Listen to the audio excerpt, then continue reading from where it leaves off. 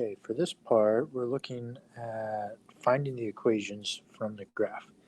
Okay, it says write equations for the piecewise functions whose graphs are shown below. Assume the units are 1 for every tick mark. Okay, so if we look at number 7 here, first thing I do is find the bend. Okay, so the slope changes right there. So this would be the boundary line. So it's going to be, this equation is going to be graphed less than 0, and this one is going to be graphed more than 0. Okay, so to write the equations, you'll say f of x equals, put a brace. It doesn't really matter which one you start with, so let's just do the blue line first. So the y-intercept for this blue line is going to be y equals 0. So if you're thinking y equals mx plus b, you're going to have something x plus 0. So now you just need to figure out what's the slope of the blue line, and it goes up 1 and over 1, right? Up 1 over 1 every time. So the slope is just 1. So we just say 1x plus 0 when x is less than or equal to 0. Right? Because it exists to the left of the y-axis, so that's where x is less than 0. And then the green line has the same y-intercept, right? The y-intercept is 0, but what's the slope of the green line? It goes up 2 and over 1, so you're going to have a slope of 2x plus 0, where x is more than 0.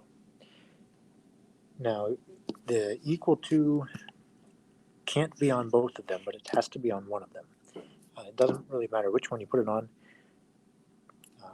because it meets at the same point. If it meets at different points, you'll know that based on the graph. But yeah, that's what you're up to. You're finding the equations from the graph. Okay, let's check out number 8 here. So yeah, what I was saying about the equal to lines, these are both open circles. So both of those boundaries will have will not have an equal to. Okay, so we'll say f of x is equal to, doesn't really matter which one we do first, but let's just do the left-hand side first. So we'll do that one in blue. So we need to figure out what the blue line slope would be so that we can find where it would hit the y-intercept. So the slope of the blue line is going up 1 over 1, right? Every time going up 1 over 1. So it's just slope of 1. So we can just say 1x, and then it's going to be plus something. To figure out what that something would be, extend the slope till it hits the y-intercept.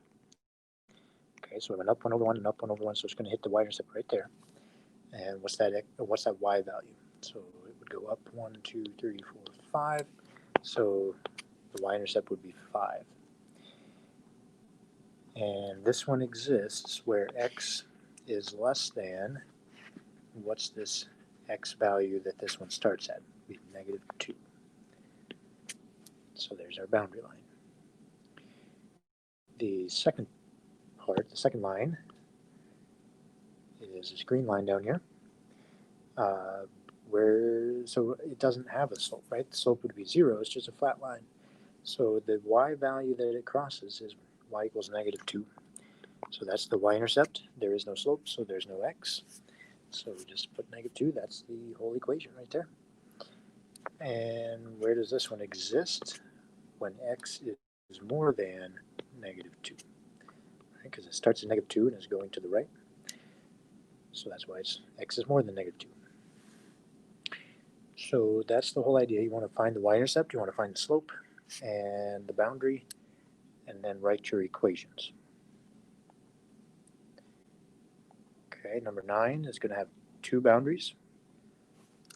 Right, you have a boundary here, you have a boundary here. So at x equals negative 1, x equals 1. So I think you'll probably find it easier if you just start on the left-hand side, find the slope of this line, find its y-intercept. By the way, I think this dot is closed and this dot is closed. I'm fairly certain that that was the intention there. Number 9, now that I'm looking at it, yeah, those are both open. But yeah, number 9 has 2 closed circles there.